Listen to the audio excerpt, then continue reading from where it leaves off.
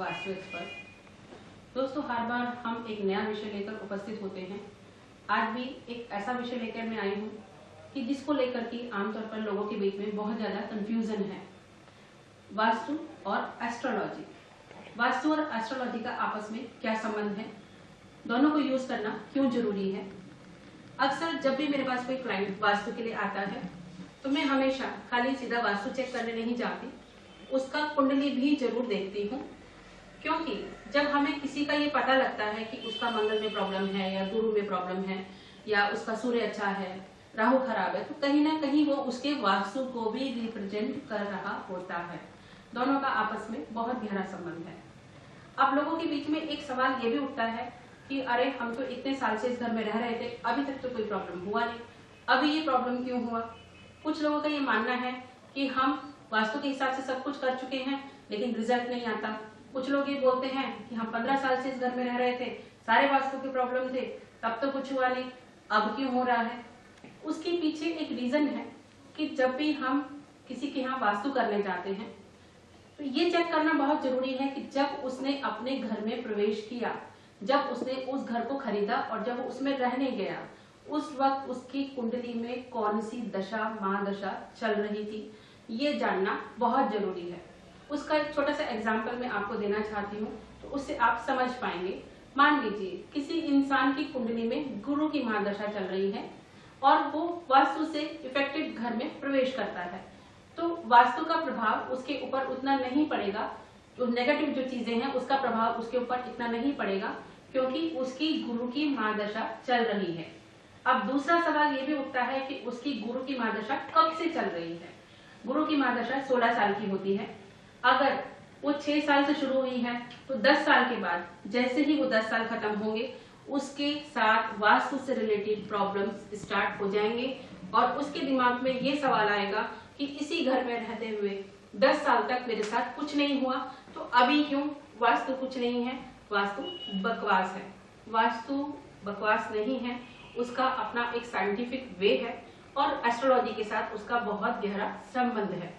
जैसे हम एस्ट्रोलॉजी और वास्तु की बात करते हैं तो जैसे हर एक दिशा होती है, 10 दिशाएं होती हैं, हर एक को एक कुंडली के हिसाब से हर एक को एक प्लैनेट मिला हुआ है कि ईस्ट के लिए ये होगा, साउथ के लिए आपका मंगल हम देखते हैं, शुक्र के लिए हम साउथ ईस्ट का जोन देखेंगे। तो जब दोनों को कंबाइन करके हम देखते हैं तो रिजल्ट ज्यादा बेहतर आते हैं। वो देखना बहुत जरूरी है क्योंकि लोग ये समझ के छोड़ देते हैं कि अंधविश्वास है। काफी लोग बोलते हैं कुंडली ही अंधविश्वास है, दूसरा आ जाता है कि वास्तु में अंधविश्वास है। अगर दोनों ही चीजों को आप अंधविश्वास मान लेते हैं जबकि दोनों बहुत ही गहरे साइंटिफिकली प्रूफ हैं, हजारों साल पहले, लाखों साल पहले हमारे ऋषि मुनि जो विद्या, जो ज्ञान हमें दे गए, जिसकी वजह से हमारा हिंदुस्तान पूरे वर्ल्ड में विश्व गुरु के नाम से नवाजा गया, आज उसी ज्ञान को हम लोग पीछे ले जा रहे हैं और हम उसको अंधविश्वास की श्रेणी देते हैं। ऐसा मत करिए दोस्तों। हमें जरूरत है एक अच्छी समझ की और उस ज्ञान को समझने की कि वो काम कैसे करता है, क्यों करता है, उसके प्लस पॉइंट क्या है, उसके नेगेटिव पॉइंट क्या है। दोनों को कंबाइन करेंगे तो क्या रिजल्ट आएगा, अलग अलग देखेंगे तो क्या रिजल्ट आएगा। तो इसलिए जब भी आप वास्तु कराएं, किसी से भी कराएं, तो कोशिश ये कीजिए उसके साथ अपनी कुंडली भी जरूर मैच कराएं। मान लीजिए आपका साउथ का जोन इफेक्टेड है तो जैसे ही आप कुंडली देखेंगे आपकी कुंडली में भी मंगल का जोन आपको इफेक्टेड ही मिलेगा। और ऐसे में अगर आपने, जैसे मैंने पिछले एक प्रोग्राम में बात की थी, ऐसे में अगर आपने अपने टॉयलेट में रेड कलर की सीट लगा ली और रेड कलर का वॉश बेसिन लगा लिया तो डेफिनेटली आपकी लाइफ में इतनी सारी प्रॉब्लम्स होंगी कि जो आपको समझ ही नहीं आएगा और आप समझ ही नहीं पाएंगे कि इसकी वजह क्या थी, कहां से आया ये। और हम डॉक्टर के पास चक्कर लगाते रहेंगे, हम अपना पैसा, एनर्जी, टाइम सब वेस्ट करते रहेंगे, लेकिन हमें उसका रूट कभी भी समझ में नहीं आएगा कि समस्या कहां से आई। तो मैं तो हमेशा सबको एक ही चीज बोलती हूँ, कोई भी प्रॉब्लम से पहले अगर हम उसका एक बेसिक सोल्यूशन कर ले, जैसे हम रेगुलर हर 6 मंथ में डॉक्टर के पास अपना पूरा बॉडी चेकअप कराने के लिए जाते हैं, रूटीन चेकअप कराने के लिए जाते हैं, ऐसे ही हर 6 महीने में, हर 8 महीने में अगर हम अपनी कुंडली चेक कराते रहें तो हम हमारे जीवन में आने वाली समस्याओं से निजात पा सकते हैं। सावधान हो सकते हैं, उनके उपाय कर सकते हैं। मैं ये तो नहीं बोलती, ये तो कोई भी नहीं बोलता कि जो चीज होनी है, जो लिखा है वो तो होगा, लेकिन हम उस चीज को उपायों के द्वारा, रेमेडी के द्वारा कम या ज्यादा कर सकते हैं। मान लीजिए एक एग्जांपल मैं आपको देती हूँ।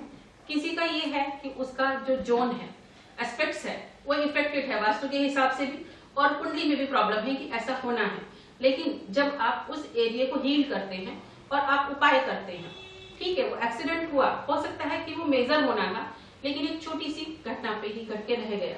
तो अब हम बारिश में जाते हैं, पता है हम भीगेंगे, उस छाते में हम बच नहीं पाते, लेकिन हमारे पास एक ऑप्शन है कि हम अपने आप को बचाने की कोशिश करते हैं। तो मैं तो हमेशा सबको यही अलर्ट करती हूँ कि जिंदगी में सावधानी, दुर्घटना होने से पहले ही सावधानी बहुत जरूरी है। अगर हम इन छोटी छोटी बातों का ध्यान रखते हैं, कि छोटी रेमेडी करते हैं और इस दोनों चीजों को, एस्ट्रोलॉजी को और वास्तु को कंबाइन करते हैं, तो आप देखेंगे आपकी जिंदगी ज्यादा बेहतर होगी, ज्यादा खुशहाल होगी और आपकी जिंदगी ज्यादा प्रोग्रेस करेगी। हम देखते हैं कि हम पंडित के पास जाते हैं कुंडली लेके कि बच्चे की शादी कब होगी, वो बोलेगा हाँ योग चल रहा है, 1 साल में शादी होगी, 6 महीने में शादी होगी। वो योग आता है और चला भी जाता है, और हम दोष देते हैं पंडित को और फिर दोष देते हैं एस्ट्रोलॉजी को कि एस्ट्रोलॉजी बकवास है, पंडित बकवास है, उसको कुंडली देखनी नहीं आती। उसमें एक दूसरा पहलू भी है जिसकी तरफ हमारी नजर नहीं जाती, कि जब बच्चे की शादी की बात आती है, स्पेशली लड़कियों की शादी की बात आती है, अगर उसका कुंडली में योग चल रहा है और पंडित बोल रहा है शादी होगी, लेकिन वो टाइम आया और चला गया, तो कहीं ना कहीं आपको ये देखना पड़ेगा कि वो जो लड़की है वो कहीं साउथ वेस्ट के कॉर्नर में तो नहीं सो रही। अगर वो साउथ वेस्ट के कॉर्नर में सो रही है वास्तु के हिसाब से, तो वो योग बार बार आएगा और चला जाएगा और उसकी शादी नहीं होगी, और हम हमेशा दोष देते रहेंगे कुंडली को और दोष देते रहेंगे उस पंडित को जिसकी की कोई गलती ही नहीं है।